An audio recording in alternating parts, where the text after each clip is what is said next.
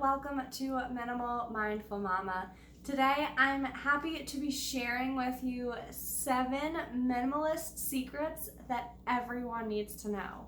If you've ever heard the term minimalism or seen someone who says they're minimalist and thought, I could never do that, then this video is going to be super helpful for you, as I'm going to share some of the things that minimalists incorporate into their lifestyle that helps them to be more minimal, but that can apply to everyone's lifestyle to help you to live more simply and be more organized without necessarily having to get rid of all of your things.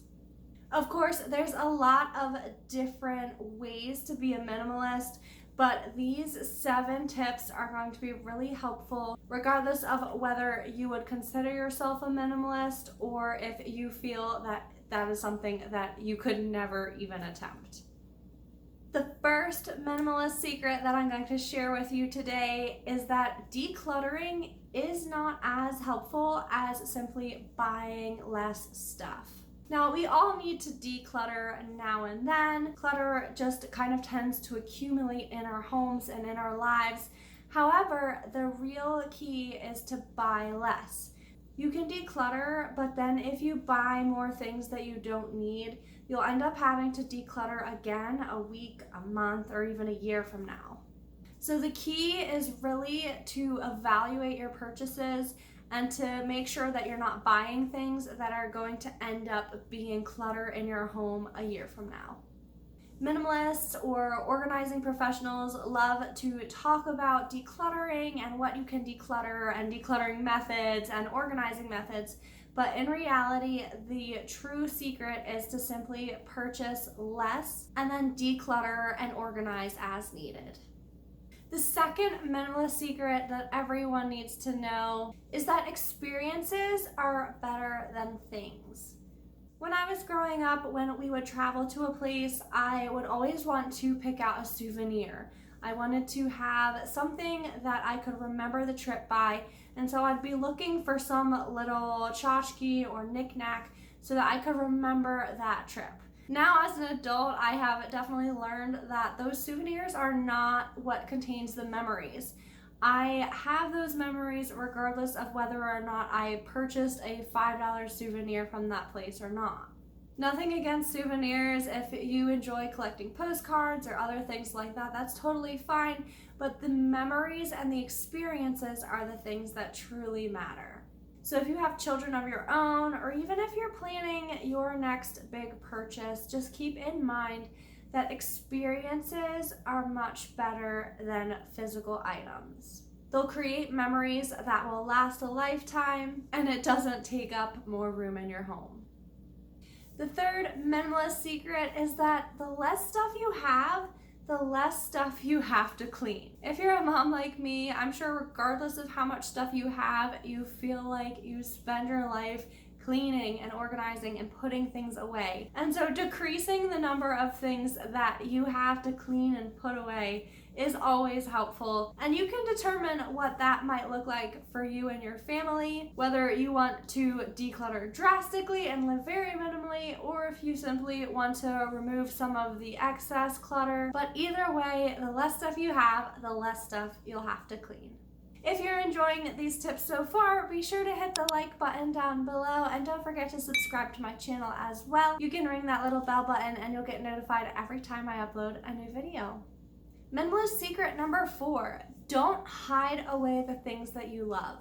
If you have things that are special to you, put them out where you can see them or use them and love them on a daily basis. I think a lot of times we can fall into the habit of putting away our special things for a rainy day, but I think that it's important to treat every day as a day that's special. And so if you have items packed away in boxes in your attic that are things that are special to you, maybe think of a way that you could incorporate them and bring them out into your daily life.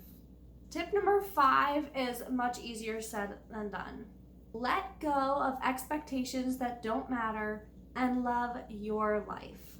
A lot of times we can compare ourselves to other people and to other people's lives, And we can put all these expectations on ourselves to create a life that looks like other people's. But the thing is, that might not actually be the life that you want or that's important to you. Like I said, this is easier said than done, but it's definitely something to think through and to consider if there might be ways that you're allowing expectations or external pressure to affect the way that you're living your life, rather than loving your life for the life that it is and for the life that you've created it to be. In our culture, there's a lot of expectations that you're supposed to have X, Y, and Z things in your home, but really the rules are made up. So if something doesn't suit your lifestyle, you don't need to have it. If you don't see the point of a coffee table, you don't have to have a coffee table. Maybe it would be much more helpful to your lifestyle to invest in some other thing, such as hammocks or a swing set or something else entirely. Let go of those expectations. The rules are fake, and love your life. The sixth minimalist secret is that just because something made you happy in the past doesn't mean that you have to hold on to it forever. Sometimes things can bring joy into our lives for a short time, or perhaps they're very useful for a season of our life, but that doesn't mean that they're going to continue to be useful or to make us happy forever. We change our minds all the time, our styles change, our lifestyles even change depending on the season of life that we're in. So if something made you happy in the past, but now you feel like it's taking up needed space, you can feel free to let that go. You can be thankful for the joy and the happiness that it brought into your life in the past, and you can make room for something new. The seventh and final minimalist secret that everyone should know is to live intentionally and prioritize. This is the basis for what most minimalists actually are doing. It's not that they are counting out a specific number of items and only keeping that number of things for the sake of keeping that number of things. It's that they're choosing what they want to prioritize in their life, and they're doing so intentionally. Again, this one is easier said than done, but if you really think about the things that you love and enjoy in your life, it really is helpful to then know what you can let go of. You want to make as much room and time in your life as possible to spend on the things that you enjoy and that you love doing. And so by saying no to the other things, whether that is scheduling conflicts or whether that is physical items, is a great way to live more intentionally. So those are my 7 minimalist secrets that I think that everyone needs to know. Let me know in the comments which of these was your favorite and which one you feel like you really need to work on in your lifestyle. Again, don't forget to like and subscribe down below. I love making and sharing videos about minimalism and motherhood and decluttering. So if you subscribe and hit that little bell button, that way you won't miss any of my future videos and you can get all of the awesome free content. Thanks so much for watching, and I will see you very soon in the next video.